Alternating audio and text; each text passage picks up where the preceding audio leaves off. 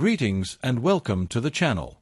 If this is your first time here, don't forget to hit that subscribe button, give us a like, and turn on the notification bell so you stay up to date with every powerful story and breaking headline from across the continent.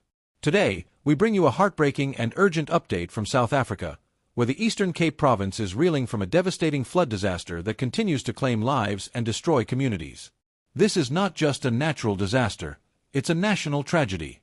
The death toll from the recent flooding in South Africa's Eastern Cape has now risen to a harrowing 86. And that number is not final. Police and emergency personnel are still recovering bodies from swollen rivers, flooded homes, and areas where the waters have only just begun to recede. The search and recovery operations are ongoing, often under treacherous conditions, as families wait in agony for news of missing loved ones. What began as torrential rains over the weekend quickly escalated into one of the deadliest weather-related disasters the region has experienced in years. Scenes on the ground are heartbreaking. Entire homes have been swept away. Bridges have collapsed. Roads have turned into rivers. Families have been displaced, and many communities remain without clean drinking water, electricity, or access to emergency health services. Schools have been closed, and some hospitals are operating on backup generators, overwhelmed by the influx of injured survivors and stranded citizens. Local authorities and the national government have declared a state of disaster in the most severely affected municipalities, calling on the military and emergency agencies to assist in relief and evacuation efforts. Helicopters have been deployed to reach areas that are now completely cut off due to flooded or damaged infrastructure. But even with these efforts, the scale of destruction is massive, and many communities feel abandoned and under-resourced in the face of unimaginable loss. What makes this situation even more painful is the human toll beyond the numbers. Parents are mourning their children. Children are clinging to the hope that their missing family members will be found alive. For some, entire households have been wiped out in an instant.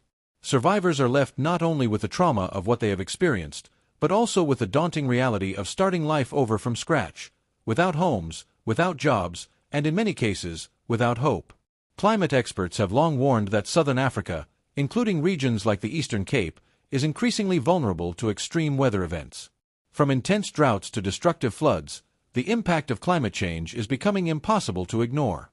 The heavy rains that triggered the current floods were unusually intense and came after months of erratic weather patterns. And while some of the devastation is a result of natural forces, much of it has been worsened by aging infrastructure, poor urban planning, and decades of neglect in marginalized communities.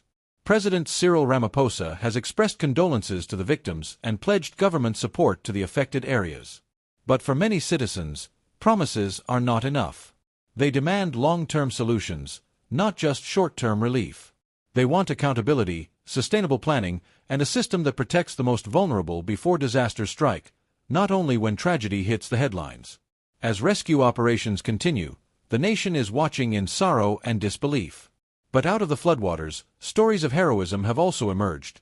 Neighbors risking their lives to save others, community leaders organizing food and shelter, and emergency teams working around the clock to bring comfort and safety.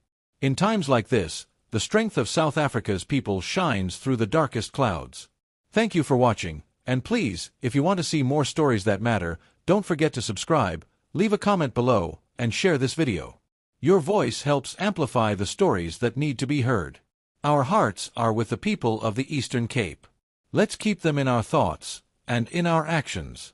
Stay strong, South Africa.